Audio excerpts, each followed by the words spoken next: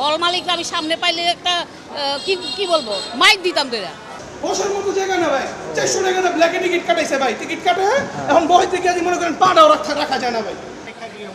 একদম বাজে পরিবেশ, খুবই বাজে পরিবেশ, সিটও ভালো না, বসাও যায় না, আর এই যে আজে বাজে আওয়াজ, আর এসি নাই। না না, আমরা 300 টাকা করে কিনছি লাইন ধরে। না আমাদের জানায় নাই, আমরা খুবই কষ্ট পাইছি। এরকম হলে আমরা বাসায় ইউটিউবে আমরা ছবি দেখতাম।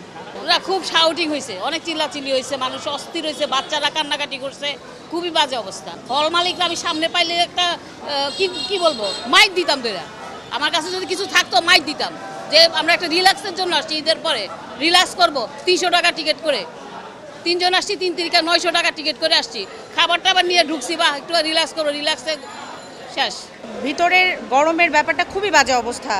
তো আমি জানি না হল কর্তৃপক্ষকে বলবো না কাকে বলবো, তবে আমার মনে হয় আমরা যেহেতু সাকিব খানের মুভি দেখি, বিভিন্ন পরিচালকের মুভি দেখি, আমাদের মাধ্যমে ওনারা এক্সপ্লোর হচ্ছে, আমরা দর্শক না দেখতে পারলে আসলে তো মুভি চলবে না। ভিতরের সিটের বসার ব্যবস্থাগুলো একটু ভালো হলে হয়, আর হচ্ছে অবশ্যই যেটা বললাম এসির বা ফ্যানের কোয়ালিটি যদি আরেকটু ভালো করে। এখন তো আমরা সবাই যেহেতু এসির উপর ডিপেন্ডেন্ট, কম বেশি সবার বাসায় এসি থাকে, একটু এসির ব্যবস্থা করলে অনেক ভালো হয়। আর মধুমিতা তো আজকের হল না, অনেক পুরাতন হল, অনেক নাম করা হল, সো সেক্ষেত্রে আমার মনে হয় করলে আরও সুনাম বৃদ্ধি পাবে ইনশাল্লাহ, আশা করি। যেখানে আমাদের টিকিট 100 কি 200 টাকা, তো হঠাৎ করে আমি টিকিট কিনতেছি, ওখান থেকে আমাকে বলতেছে যে আমার কাছ থেকে নেন, আপনি থার্ড ক্লাস কেন নেবেন। উনি আমাকে থার্ড ক্লাস টিকিটটাই দিল, কিন্তু আমাকে পুরো 600 টাকা রেখে দিয়েছে। 600 টাকা।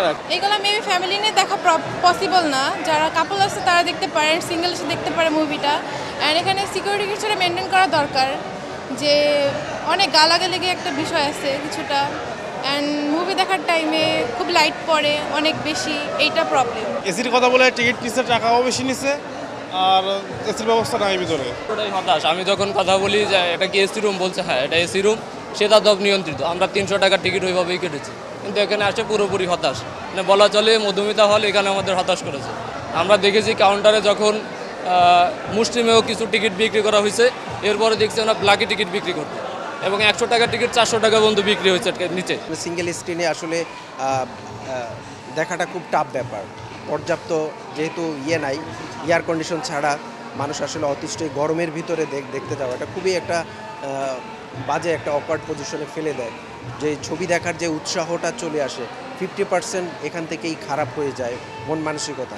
কারণ একটা জিনিস আমি যখন দেখব, আমার মনোসংযোগটা সেই দিকে থাকা উচিত।